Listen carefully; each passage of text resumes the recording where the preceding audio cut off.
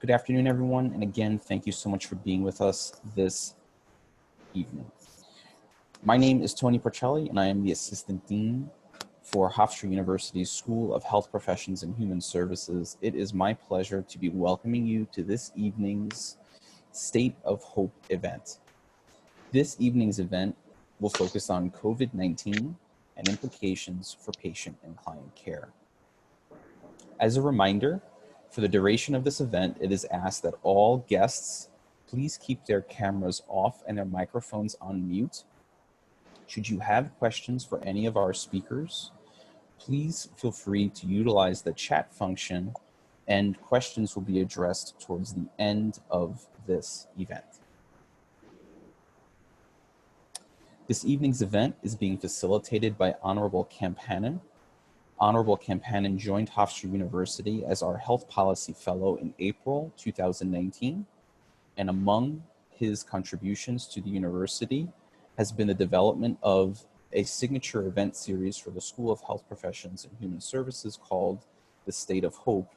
HOPE stands for Healthcare Opportunities and Policy Exchange. For this evening, we have excellent panelists who will be speaking as experts in their fields for tonight's topic. Our panelists for this evening include Dr. Alan Guerci, President and CEO of Catholic Health Services of Long Island, Dr. David Battinelli, Vice Dean for Hofstra's School of Medicine, Luis Cohen, CEO of Primary Care Development Corporation, and Dr. Jose Prince, who is Vice Chair and Surgery System Chief at Pediatric Surgery for Northwell Health. At this time, it is my pleasure to introduce the Dean of the School of Health Professions and Human Services, Dr. Holly Seirup. Dr. Seirup has been a member of the Hofstra community for over 35 years. She has served in a variety of leadership positions, including the Executive Dean of Students, Vice President for Campus Life, and has had numerous roles in faculty. Dean Seirup is a full professor in the Department of Counseling and Mental Health Professions, and since 2015, she has rejoined administration, serving as the Vice Dean and now the Dean of the School of Health Professions and Human Services. During Dean Seirup's tenure, enrollment in the School of Health Professions and Human Services has increased by more than 60%, and our retention among undergraduate students remains among the highest of all schools on Hofstra's campus at 88%. The School of Health Professions and Human Services is unique in that a majority of the academic programs we offer are at the graduate level, and our accreditations are numerous. It is my pleasure to ask Dean Holly Seirup to speak to us and address us this evening. Thank you, and good afternoon, everyone. And thank you so much for joining us at our 5th program in the State of Hope series. It seems like only yesterday we started the first State of Hope with Kemp Hannon. You'll hear more about that. The State of Hope was created to provide an outlet for the community to come together to discuss contemporary issues in healthcare and the impact that it has on policy. And what is a more contemporary issue facing all of us today than COVID-19? This afternoon, we will be exploring COVID-19 and the impact on patient and client care. The pandemic has impacted our physical and mental health, changing how we go about our daily lives, challenging our community and healthcare infrastructure, but it has also brought a renewed appreciation for the heroes of our healthcare workforce, innovation and collaboration between government agencies on all levels of healthcare, academia, and manufacturing, both in public and private sectors. We've all been called upon to do our part to meet our collective goal of defeating this virus. And together we will get through this and be a stronger, more empathic community.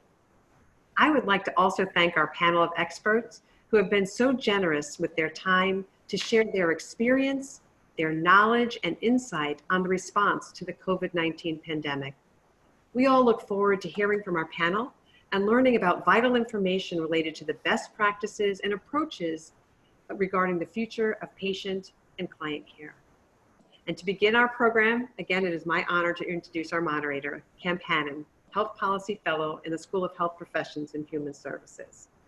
Kemp joined HPHS in April 2019 after a distinguished career in the New York Senate, where he had a reputation for working across party lines to put health and the well-being of others in the forefront.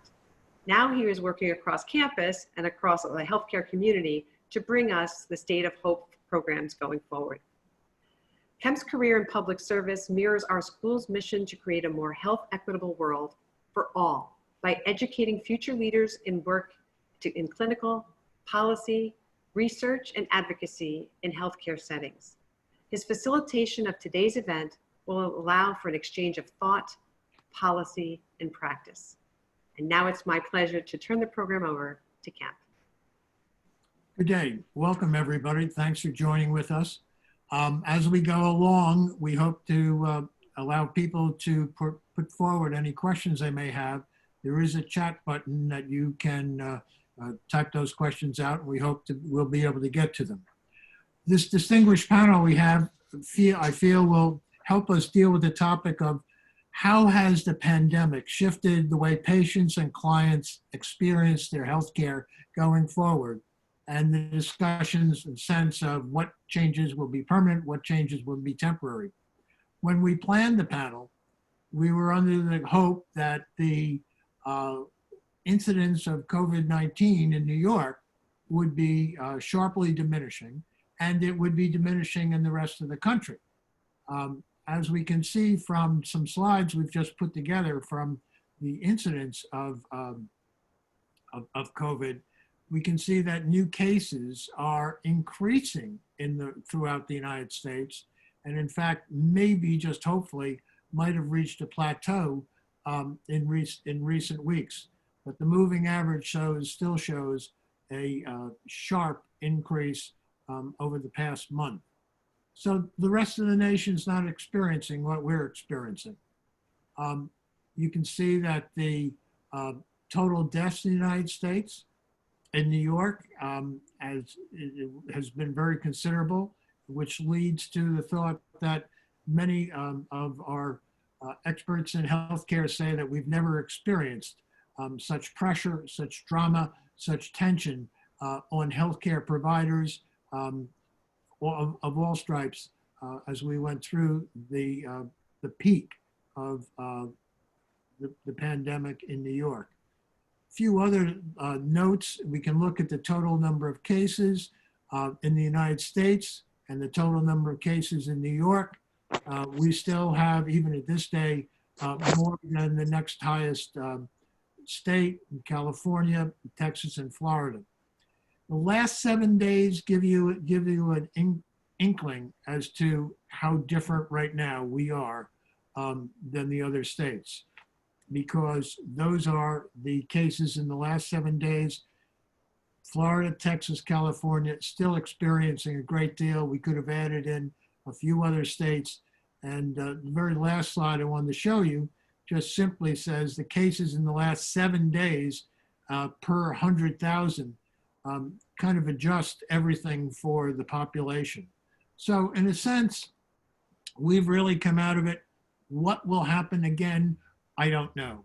I know that just in the last couple of days, the state government, the Governor Cuomo, has said we're really putting everybody to the caution. We're requiring hospitals to have at least 60 days of PPE in a few weeks, and then by September have 90 days of PPE, because all of those masks, those gowns, those shields may well be, and hopefully not, but may well be necessary in New York's healthcare system.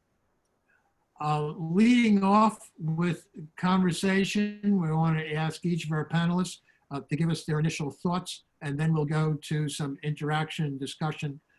Leading off is Dr. Alan Guerci, who is the Chief Executive Officer of the Catholic Health System of Long Island, a role he served since 2013.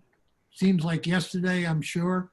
And before that, he headed up St. Francis Hospital, one of the premier coronary hospitals in the United States. But directing a whole system gives him a unique viewpoint as to where we've been and how we'll do it. And Dr. Guerci, ask you to make some comments. Thank you, Senator. Let me begin by telling our audience a little bit about Catholic Health Services of Long Island. We are a 6-hospital, 3 nursing home nursing service health system. We ordinarily staff about 1,200 hospital beds.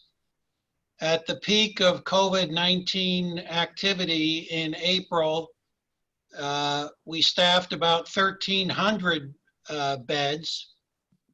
900 of those 1,300 patients had COVID-19. So that was a stress. We had to find more nurses and places to put these patients. But the big stress was the number of patients who required mechanical ventilatory support. About 25% of the 900, or about 225. That represented about a 30% increase in the number of intensive care unit beds and ventilators. We had to purchase more ventilators and find places to place the patients and the ventilators, which we were able to do. As a result of this, our ability to handle any kind of healthcare crisis, to triage patients and get them critical care, has increased immeasurably. And I think every health system in America, or in those parts of the country where there have been significant numbers of COVID-19 patients, feels the same way about it.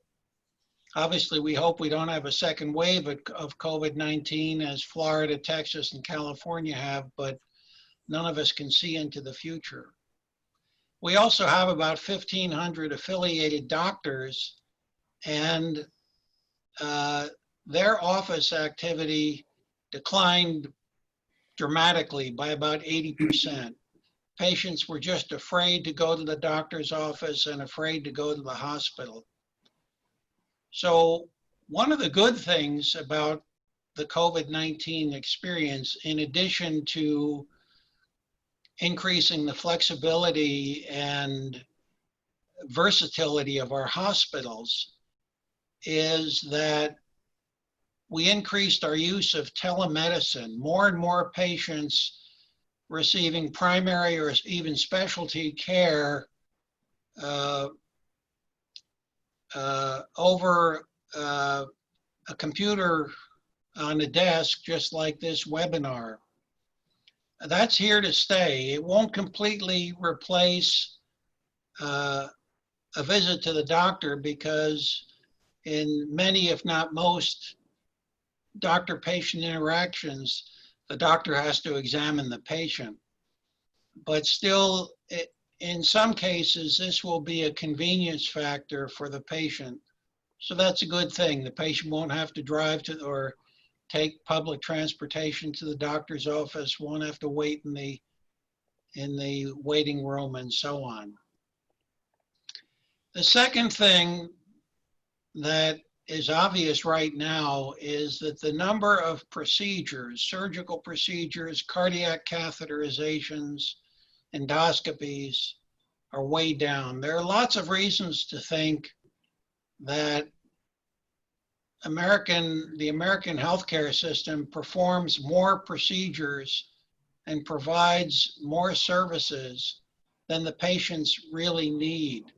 The reasons for this are complex and range from a fee-for-service reimbursement system for the doctors, they're paid more if they do more, to our medical malpractice situation, which, while not unique in the world, is unusual. As one neurologist, an extraordinarily highly well-trained and high-quality neurologist, said to me, on the basis of a history and physical examination, I'm right 98% of the time, but my patients and their lawyers expect me to be right 100% of the time.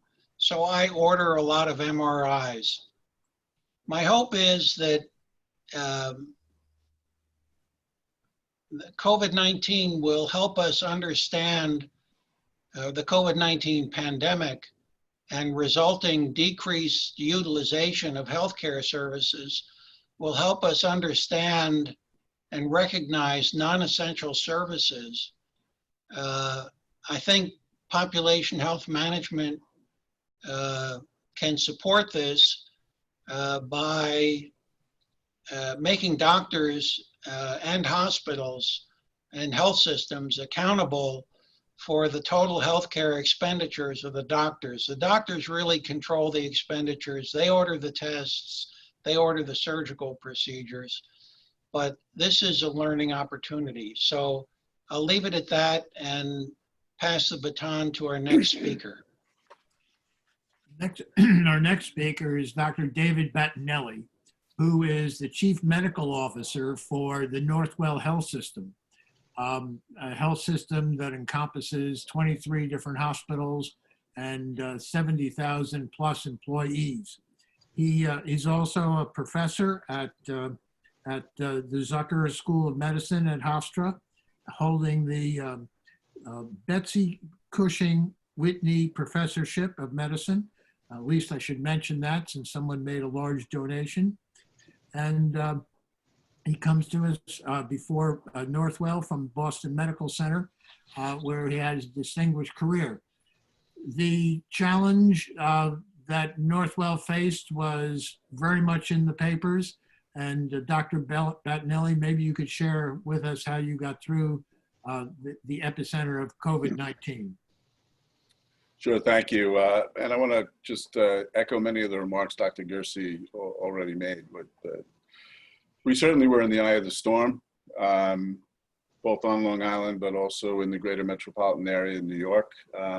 We have a number of facilities bordering and in Queens, which was likely the hottest part of the epicenter in the Northeast. And there were really two main things that I think we are most proud of at Northwell, and that is the fact that we worked similar to the Catholic health system as an integrated health system with a large number of hospitals, ambulatory facilities, and a terrific frontline staff.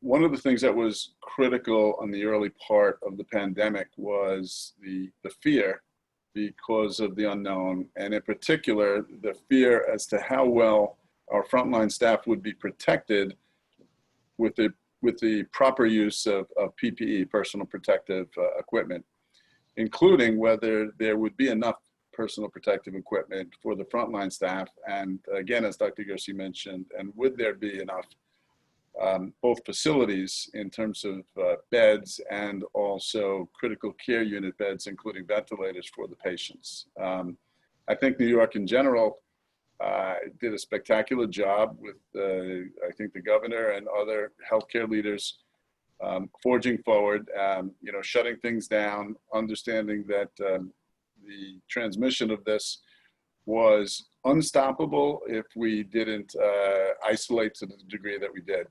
We're getting back to the PPE. We had enough PPE. We were able to protect our frontline staff. And importantly, because we are an integrated organization, given the huge surge of patients that we were presented with in Queens, we were able to transport via our transport system the huge numbers of patients out of Queens to various places, including our facilities and hospitals in Westchester, Staten Island, Lenox Hill, and out in Suffolk County, Peconic Bay, Mather, et cetera. And that allowed our frontline staff to not be overwhelmed with simply just pure numbers of patients, and also to have the confidence that we had enough personal protective equipment to sustain us through this event.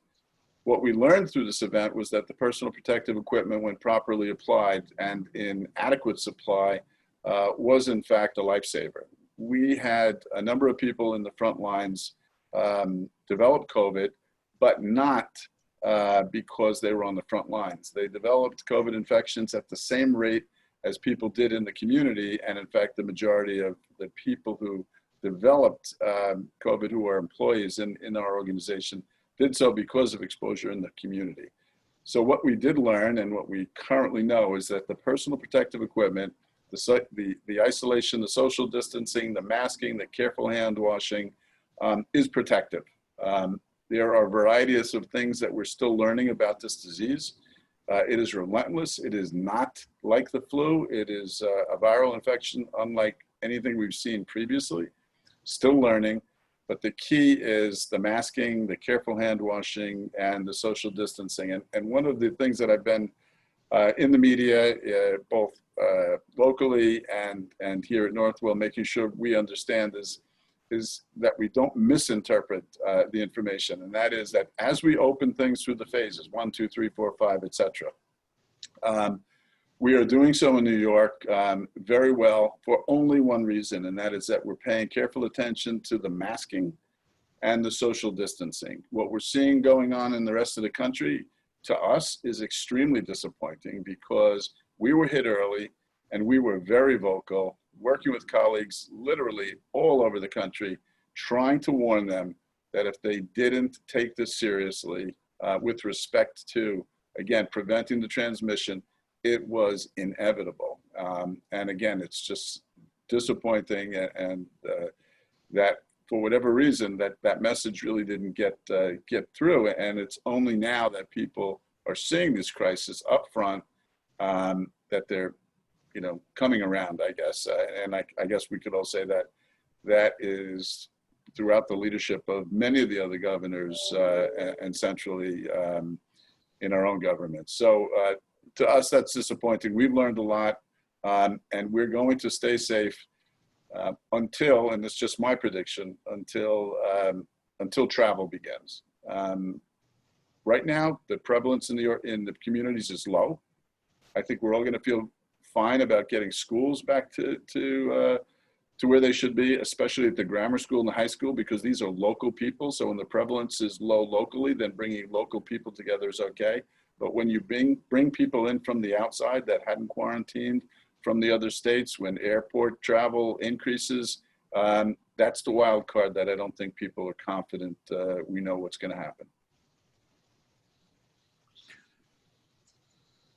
Turning a little bit from the hospital professionals to somebody who has worked very hard in what is supposed to be the parallel field, the peer field of primary care, we have Louise Cohen, who is the Chief Executive Officer of the Primary Care Development Corporation, an entity that has been in existence in order to finance, develop, counsel, lead different types of community-based organizations doing primary care.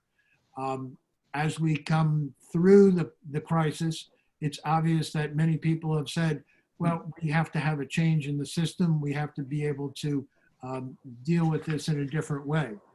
Ms. Cohen has been the Vice President for Public Health Programs in New York City, a large consulting group, and before that had been a Deputy Commissioner at the New York City Department of Health. Ms. Cohen, maybe you can give us some thoughts as to where we go forward now. Thank you. I want to thank you very much for this opportunity, Senator Hannon, and also Dean Seirup for the other panelists for having this important conversation. As you mentioned, the Primary Care Development Corporation is a community development financial institution, and we were chartered by the U.S. Treasury to bring financing and technical assistance to disinvested communities, first in New York City, and then we expanded to New York State, and now we're a national organization. And since our founding, we've been able to invest over $1.3 billion in communities for primary care around the country. We've helped create or preserve over 12,000 jobs, helped more than 800 organizations become patient-centered medical home recognized, and helped over 4,600 sites with their physical plants. So we feel that we know a fair amount about primary care and its role in the healthcare system. And we believe that primary care is actually what someone called recently the load-bearing beam of the healthcare system, and is fundamental to health equity. Primary care, as you all know, is the prevention, anticipatory guidance, early diagnosis and treatment across a wide variety of conditions across the life cycle, referral to secondary and tertiary care as needed, and coordination of care across all of these. And yet we know that in New York State, as around the country, there is really an uneven access to primary care. The Center for Health Workforce Studies in New York State estimates that almost 6 million people in New York State live in a health services professional shortage area. In other words, insufficient number of providers, particularly primary care providers. And they estimate that we're going to need another 6,000 primary care providers. And that means, and in this case, it's physicians, not even including the mid-levels, nurse practitioners, PAs, nurse midwives, in this next period in order to both handle the current need as well as deal with what is expected to be a large exodus of primary care providers due to retirement and so forth. And certainly now due to COVID, we see more primary care providers, offices at risk of closing or have already closed. And what we've seen is that, and the research shows that more primary care providers in any community on a population level actually equates to better outcomes, better health status. And we know that, that health status and care outcomes by any measure are worse in poor communities and communities of color. By way of example, East Elmhurst, I want you to remember East Elmhurst, has 3 times fewer primary care providers than the New York City average. That was before the COVID epidemic. And the other really important point is that we have about almost a $4 trillion healthcare system, and primary care as a share of that gets about 5 to 7 cents on the healthcare dollar. So this, so there's a lot of expectations on primary care and yet really significantly little funding. So what happened in COVID, I think you've heard already, ambulatory care sites closed. We actually don't have data in New York State how many closed across the state, but we do know nationally between 50 and 80% certainly closed. Many of them have not reopened. Federally qualified health centers in New York State, almost 70% of them closed at least one site. 20% of all of the sites were closed, and about 75% laid off, furloughed, or reduced work hours of staff. In some cases, some of those clinical staff were repurposed for hospital care, but really very little primary care going on. And they've provided telemedicine to a certain extent throughout this, all of these folks, but many fewer visits. Operationally, it's harder to have as many visits on telemedicine when you don't have a medical assistant or a nurse helping you move people around, and the physician then seeing only the patients that they need to see at the time that they need to see them. But there are other issues as well. A lack of broadband in many parts of the state, and as well, many people don't have devices, so there was a need to have audio only for telemedicine, and that was where a lot of the care took place, certainly in federally qualified health centers. And I want to point out, especially given the last conversation about PPE, is that primary care providers have had almost no access to PPE. You know, they're competing with hospitals and states and even countries to the same providers that are giving, you know, that are selling the PPE at inflated rates to the hospital system. So I think the lack of PPE is something that has really affected very much the small primary care providers. And frankly, the primary care providers were really left out of the COVID response. And hospitals were in fact overwhelmed.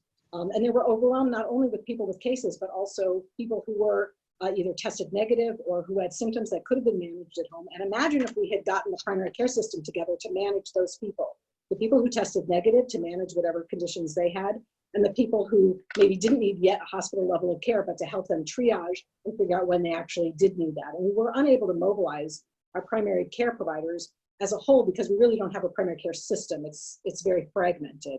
And one report of a nurse who was working in a testing site in Queens told me that 100% of the patients that he saw had hypertension. And he said, I couldn't do follow-up. I couldn't call anybody. Some of them were my patients, many of them were not. But that's a startling statistic. And the question is, what happens to all that deferred care, which has been called by some the second pandemic or a shadow pandemic. And I think we're really worried about that. This is the bread and butter of primary care, right? It's managing prevention, it's diagnosis, it's treatment, it's handling the hypertension, it's doing all those things that could have decanted the hospitals. And I would hope that we would learn that for the next time around.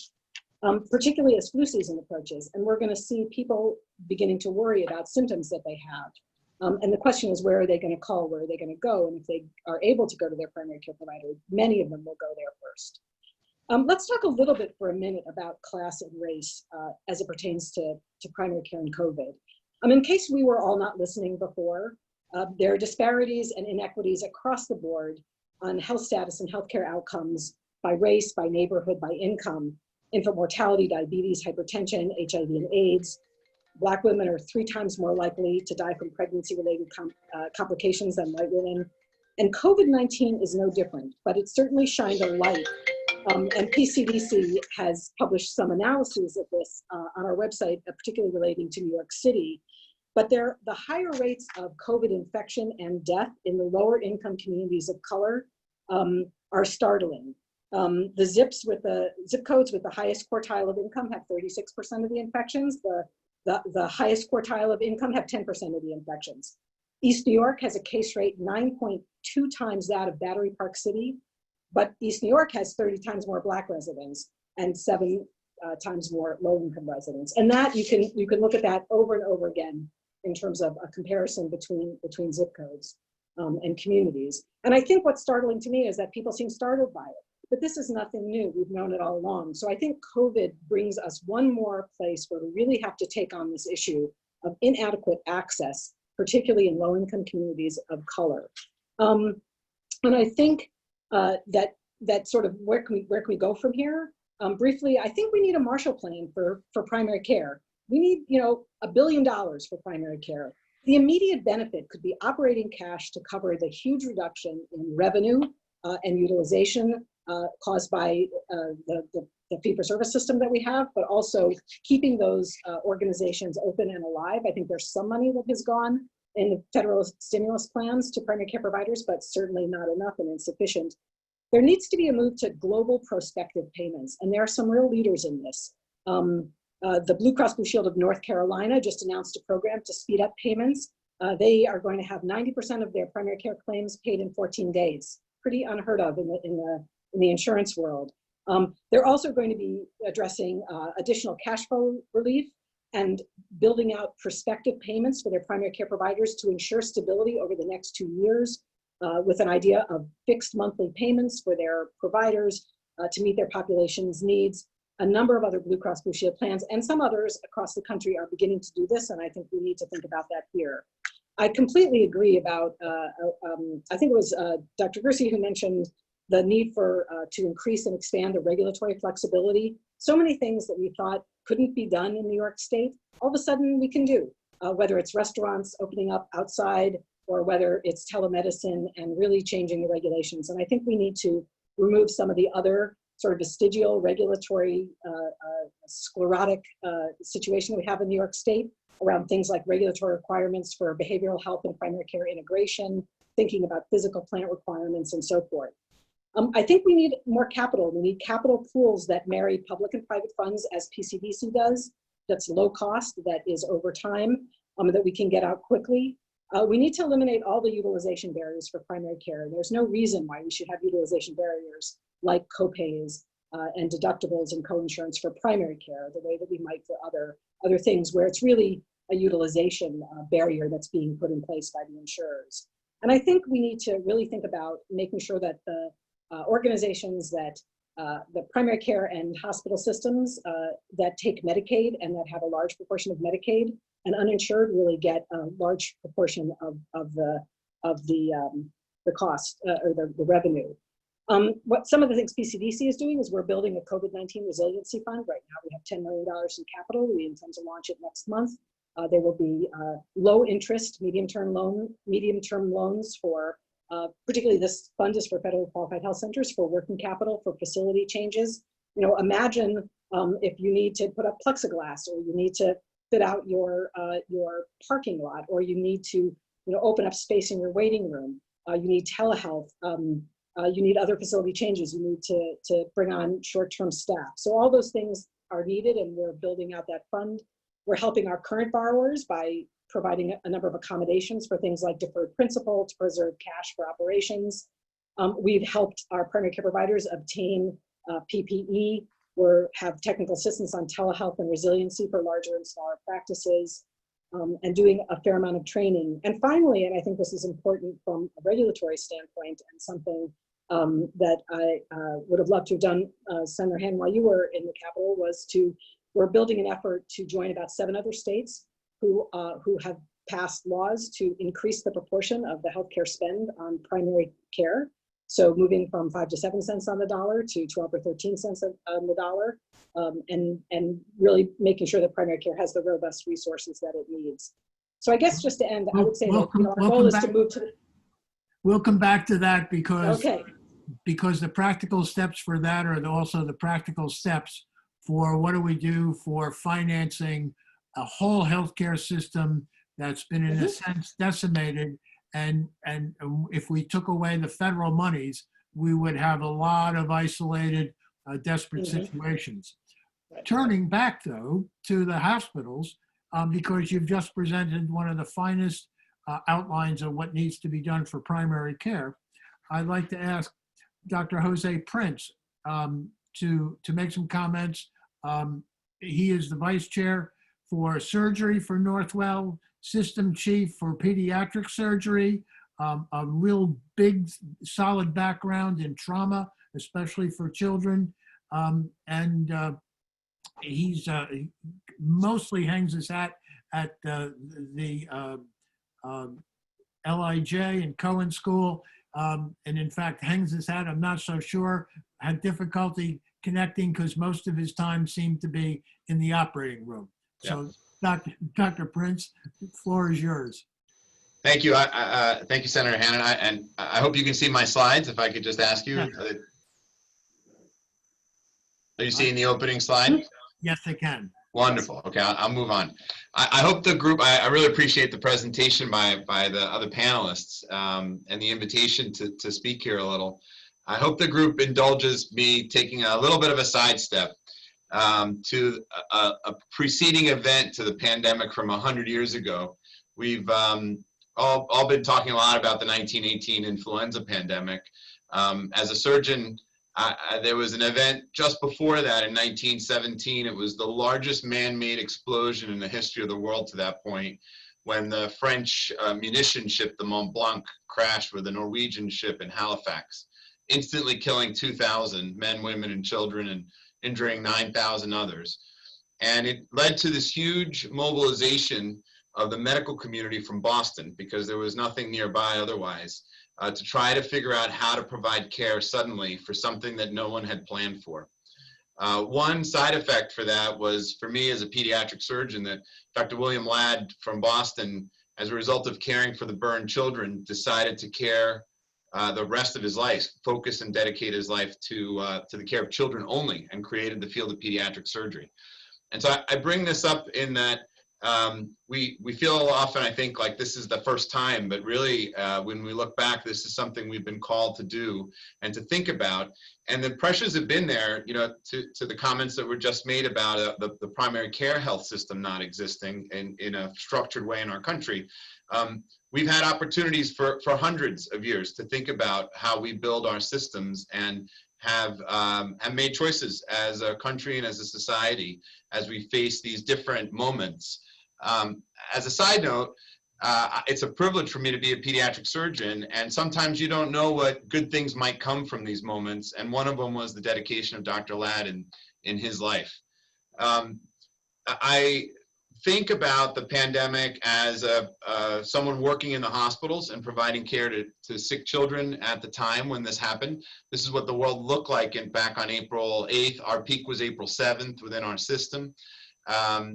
And it was, as has been mentioned by the panelists, I think we hoped that by controlling it here, it really wouldn't go beyond this picture. But we all know that this isn't the way the map looks when we go to the New York Times now, or to any other source that is showing what's happening. And so I think in some ways, the conversations that we had at that time with colleagues in FEMA, in the CDC, in the Department of Homeland Security, with the American College of Surgeons, for me as a surgeon, trying to sound the alarm, work to help others to try to not end up where we were. It's a little frustrating to find ourselves where we are, and to not have that unified response that I think this moment really called from us. So another plea for a system. There's been, for example, as a trauma surgeon, a plea for a trauma system of care that across our country, that I shouldn't have to worry what borough or county or part of the country I'm in when I get in a car crash with my family. And yet that doesn't exist either. So these opportunities are there. I want to highlight from the surgeon's perspective some of the ways I think about what happened. One was a tremendous silver lining, which was that in the midst of the pandemic, with the, as Dr. Guerci described, the ICU pressures that were on, we became very worried about how would we provide trauma care. What if a nurse crashed a car on the way into the hospital? What would happen to him? Would we be able to provide the care that that person needed? And one of the benefits that we noticed, at least, was a significant drop in the trauma volume during the pandemic. And when, this is not scientific, but when I look back, there were two things that really made that happen. One was the limitations, the timing on the gatherings of people in the state. And the second was when non-essential workers were ordered to stay home. Those created significant drops in what we saw in trauma volume. The corollary for this is true also. We've been very worried, as Dr. Battinelli mentioned, the resurgence of activities, that we would be caught in the crosswinds, where the activity of all of us on roads and highways would ramp up before the lag time to clear our ICUs. Fortunately, that did not happen. And as Dr. Guerci mentioned, I think it has a lot to do with surgical volumes and other aspects of care as we try to recalibrate now. We did see other aspects of care stay the same. So as a pediatric surgeon, children still got appendicitis at the same rate. But what we did do was change the way we provided care, which gets you into a much more complicated conversation about what can we learn about care, whether it's something as simple as acute appendicitis or cancer care, in terms of what the outcomes are and what is the necessary amount of care and what is the excess care that we provide, and what are the deficits of care that resulted as a result of the COVID pandemic. And then there was much that we learned. A whole new disease in children essentially appeared as a result of the pandemic. And this MISC, which is this multi-system inflammatory syndrome of children, came to be identified really in the midst of our facility and others here in the New York area at Cohen's. We had over 50 children. And it, as you can see with the red bars, this really correlated in a lagged way from the original presentation of the respiratory infections that the COVID infection created in children. And although the numbers were very low, it belied the one thing that all of us as parents in the midst of this pandemic, as opposed to, let's say, the polio epidemics of the 50s, where we all thought at least the children aren't at risk. This created a different kind of fear and a different sense in all of us as a community about what the real implications might be. And again, for our primary care providers and those of us who care for children as subspecialists, what the implications of this pandemic might represent. The third category I think about are the ones we never saw, the hidden pandemic. And in children in particular, just like in patients with cancer, so much of our treatments are very time sensitive. You know, we give the chemotherapy or the radiation therapy at a very specific time to do the best surgical care we can. For children, developmentally as they grow, certain surgeries really should be performed within a period of time. And a few months might not mean much for us as adults for a more routine thing, but in a baby's life, it's a huge percentage of what they have. And especially when you think of heart surgery and other things that are quite important. And we really came under pressure as, let's call it, use the word system in the region. When you think about very special populations where there's not a lot of redundancy in care and the pressures to provide care for all of us at large from COVID could easily overwhelm these very niche components, but they're very real and have very real consequences for children and others that need access to care. Within the surgical world, this led to a lot of patients who didn't come in, or that we, both on our own and then with regulatory support, postponed procedures.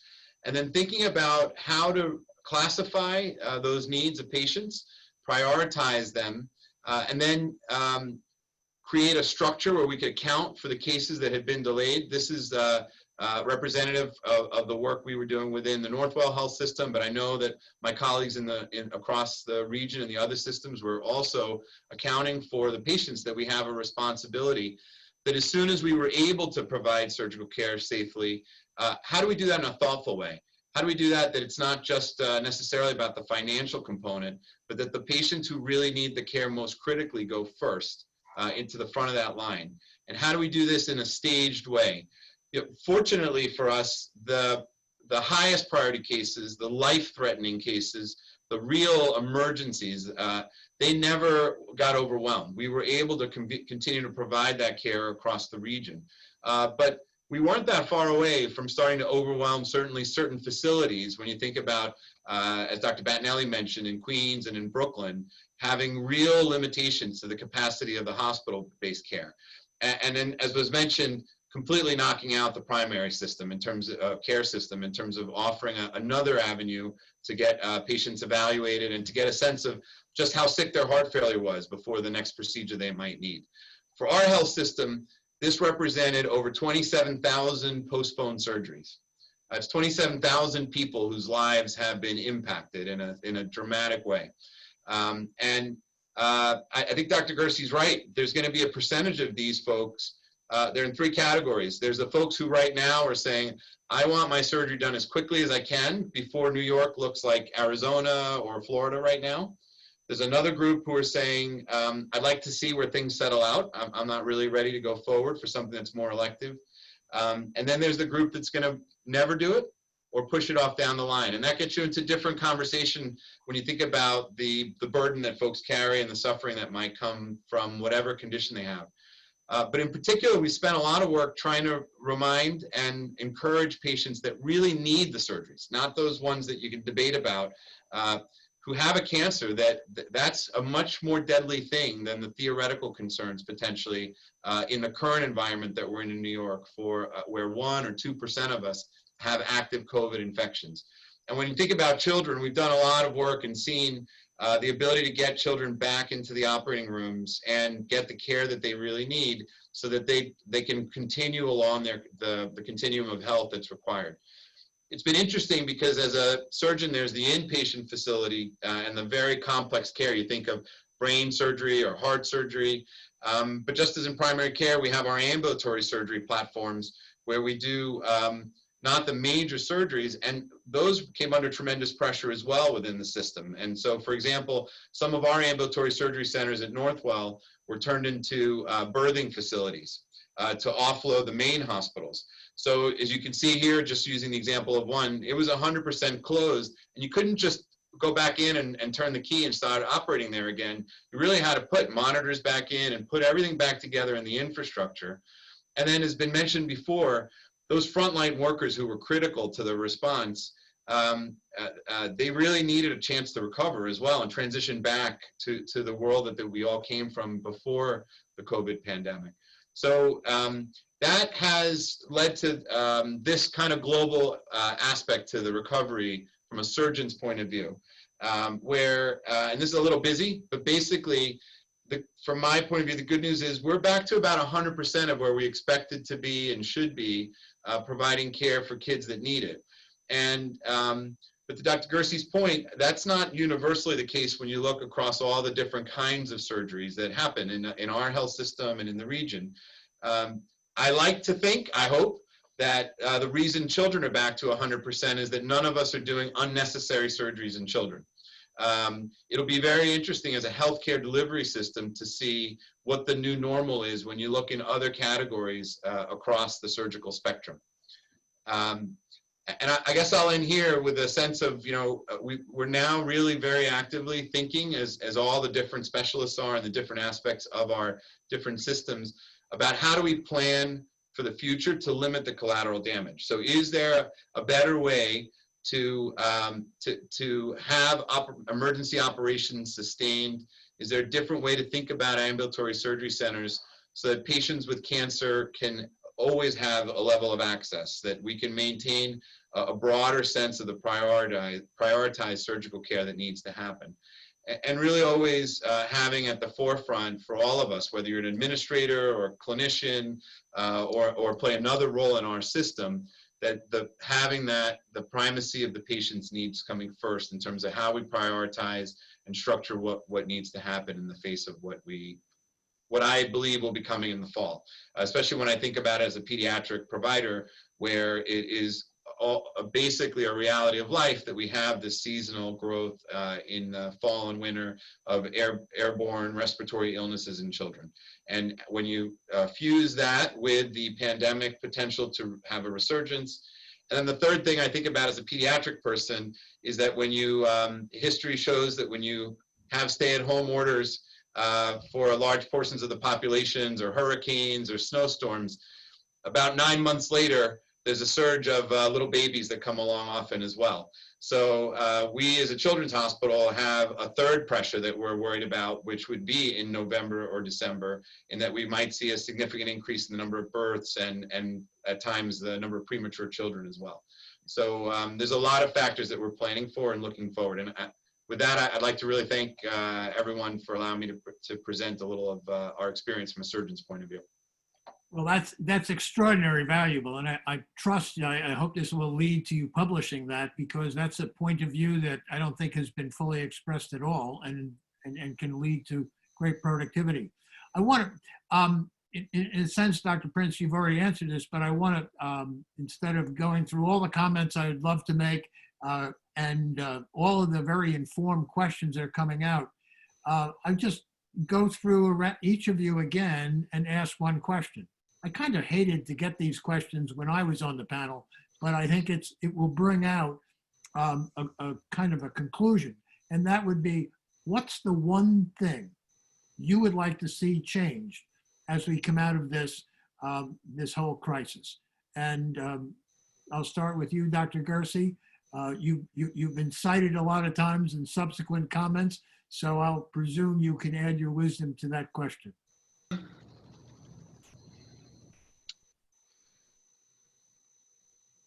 My perspective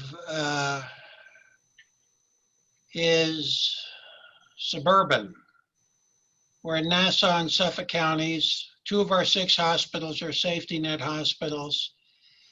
We have extensive outreach programs to provide health care to the underserved. So I agree with the remarks about strengthening primary care, because we struggle with that ourselves and are constantly trying to increase the number of primary care practitioners. So I would like to see that as an outcome. And the other thing I'd like to see is a more cost-effective healthcare system, in the sense of eliminating some of the waste in healthcare. But we won't know about that until after this pandemic has passed and people have done some retrospective analyses of services that have and haven't been delivered, and what the impact has been on morbidity and mortality statistics. So I think we're a few years away from having answers to my questions, but that's what I'd like to see emerging from this crisis. Thank you very much, Alan. Dr. Battinelli? Yeah, I would echo that as well, but I would compound that with some additional comments that,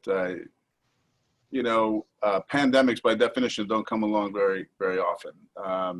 And I'm not sure people are recognizing yet, fully what a pandemic is. This is the entire planet. This is the entire globe. And it is vital that we have a reinvestment in this country in the science and the education and the funding of the research necessary to be able to be better prepared for things like this, such as vaccines. When the SARS and MERS events happened several years ago, the vaccine development had begun, including the vaccine development for this particular type of virus, and then the funding was shut off. And had that funding not been shut off, we would have been better prepared where we currently are.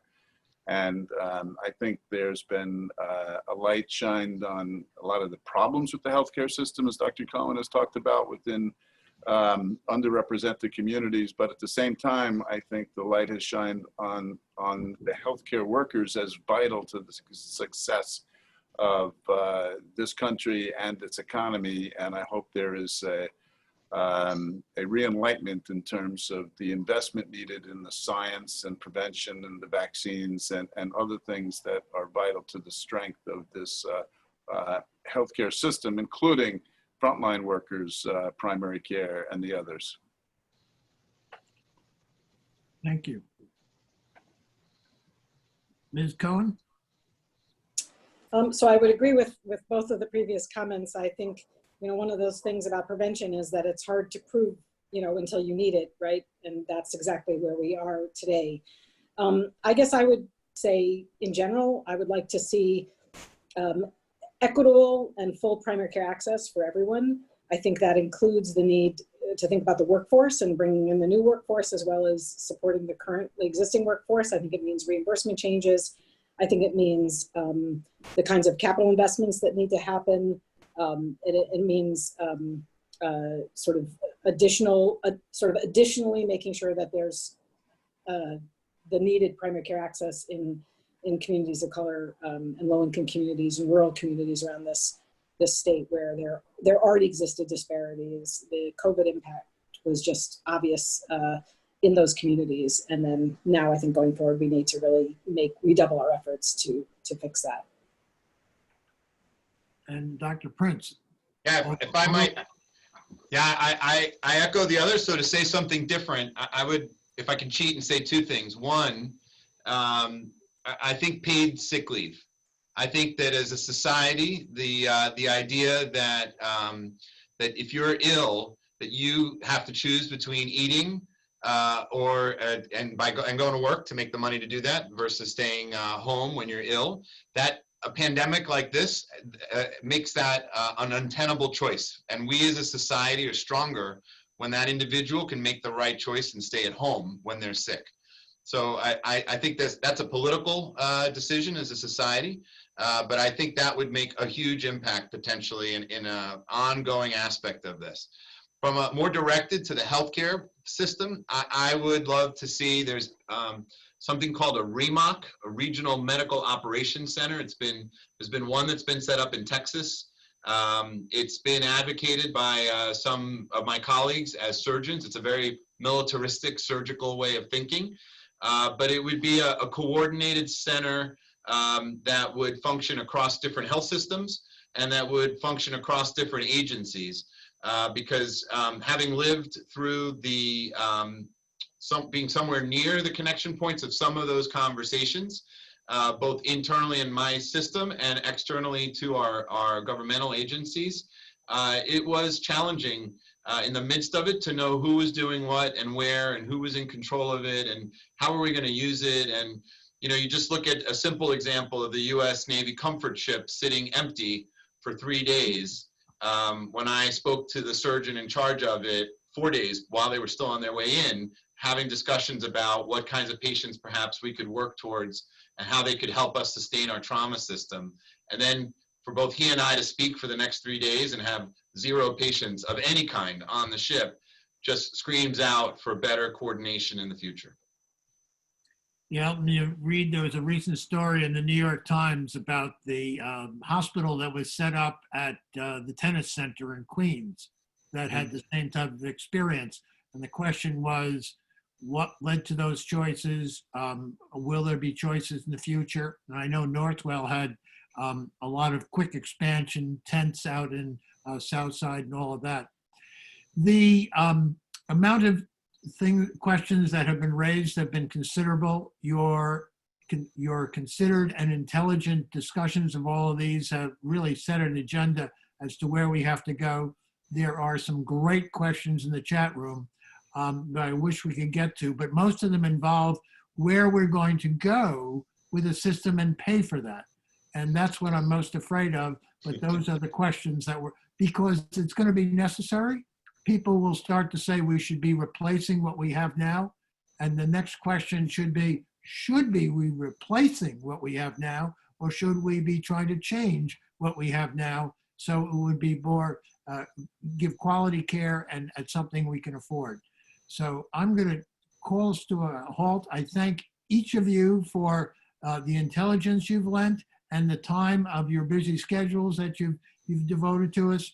And thank you, Dean Porcelli, for coordinating all of this. Appreciate it. Have a good day. Thank you. Thank you. Thank you very much. Thank you, Senator Hannon. Thank you to all our speakers. Thanks to all who have joined us this evening. Wishing you all a wonderful evening.